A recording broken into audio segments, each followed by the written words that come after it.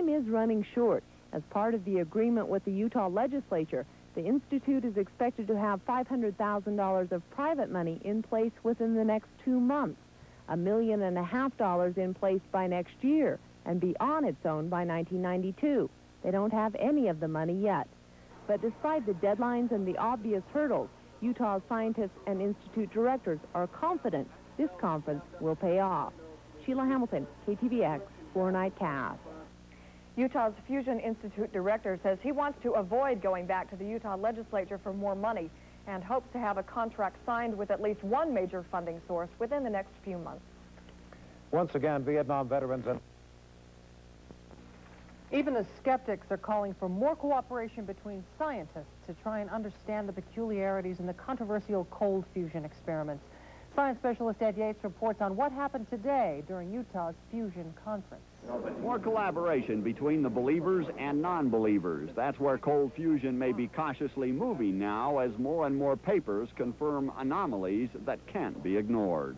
We have to cooperate without compromising integrity. BYU physicist Stephen Jones, an outspoken critic of the Pons-Fleischmann claims, he still believes a nuclear reaction is not producing the excess heat in these cells, but he's now ready to collaborate with researchers at the University of Utah. It's now coming together with Haven Bergeson at the University of Utah and his group, and then our group at BYU.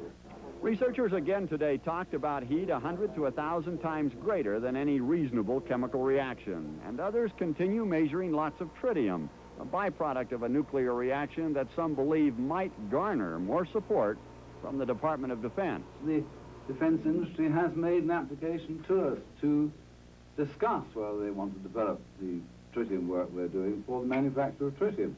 Researchers want more collaboration between those with both positive and negative effects. They want to know more about the trigger that supposedly turns it all on or off. They're pleading for more patience, more researchers willing to wait out an experiment and play the science through. Dr. Padmanabha Iyengar from India says a year's worth of dabbling in cold fusion cries for more cooperation. It is rather unfortunate that basic nuclear physicists haven't got into this game in a big way. And the DOE Special Committee's recommendation doesn't help this process. I hope this meeting would eventually show that there is a true effect. But it will take a lot of money to keep the science alive. It hasn't been much of a problem in Japan or India, but skeptics here still wonder if it's worth the gamble. Ed Yates, Eyewitness News, Salt Lake City. 500 Utah residents are heading.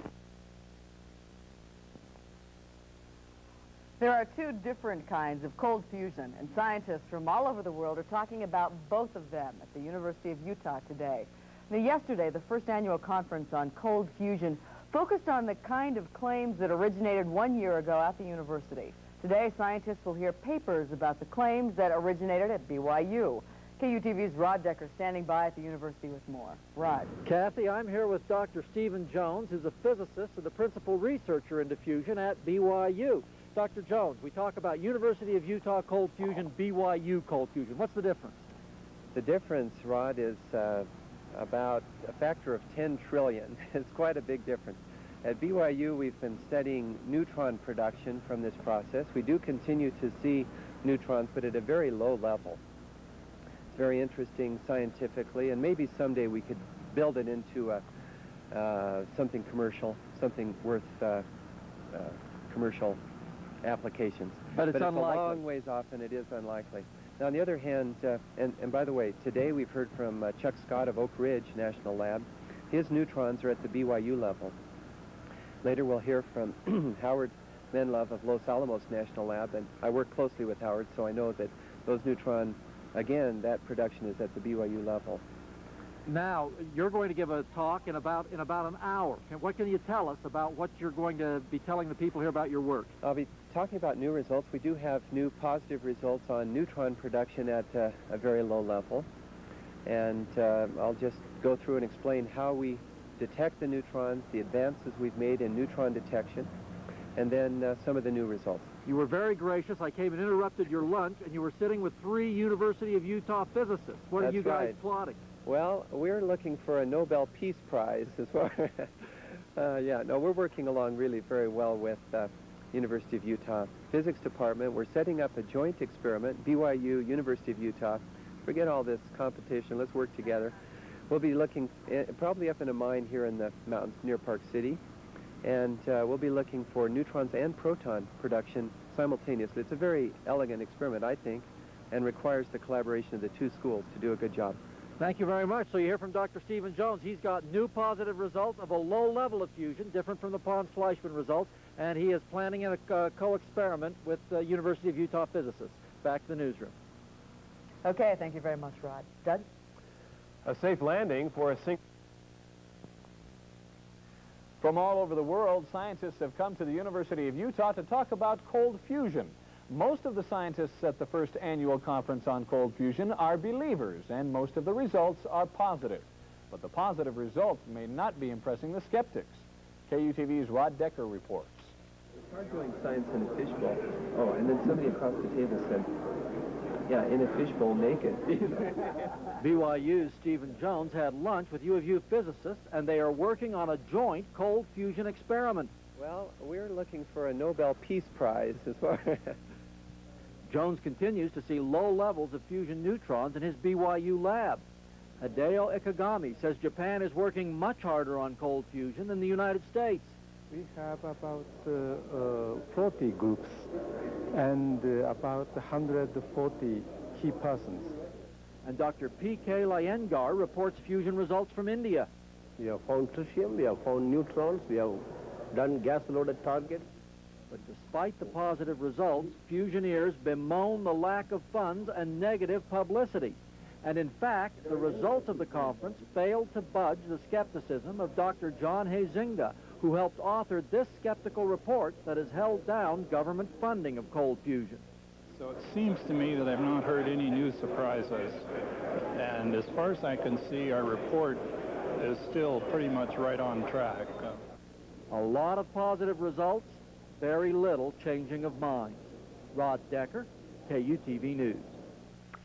The fire which destroyed Grant Hargy. Cold fusion advocates hungry for operating funds are blaming the media for their problems raising money. The Fusion Institute's top man today accused the press of taking a negative view of cold fusion. Because they have, after all, a large influence, for example, on the funding sources. And maybe it is due to that the scientific community that is involved in cold fusion work is so sensitive about the type of reporting done by the press. As we reported yesterday, fusionists staged a news conference, then excluded reporters whose stories were not to their liking. Reporters, on the other hand, have accused some scientists of misleading the press with inaccurate information about experiments. Phil? There are a few revelations coming out of this cold fusion conference, including at least 3 laboratories claiming to have found evidence of tritium, a byproduct of fusion, and evidence of nuclear reaction. Sheila Hamilton reports that could mean big bucks for fusion research from the defense industry. The Defense Department hasn't paid much attention to cold fusion research until Texas A&M and Los Alamos laboratories published their findings of excess heat and tritium. Now, defense sees cold fusion as a new, less expensive source of tritium. They are just about to start building a $26 billion investment in making tritium. They wonder whether it could be done a little cheaper. The U.S. is interested for obvious reasons. A cold fusion nuclear reactor could be cheaper and safer than current methods of producing nuclear energy. But Baucus admits there's a double-edged sword to those results. Once more laboratories begin seeing tritium, cold fusion research could become classified. Researchers at the Atomic Research Center in Bombay, India, also claim they're producing large levels of tritium. But because of national defense implications, they're more tight-lipped about their research. You are amongst only 3 laboratories in the world that are coming up with the tritium result. Can you tell us what you attribute that to? Well, probably we're very good at these experiments. Professor Stanley Pons has said he doesn't want to see cold fusion fall into the hands of the defense industry, and he's declined to deal with the Department of Defense. So, thus far at least, the technology pioneered by Pons is making money not for the University of Utah, but for other laboratories. Sheila Hamilton, KTVX 4 News.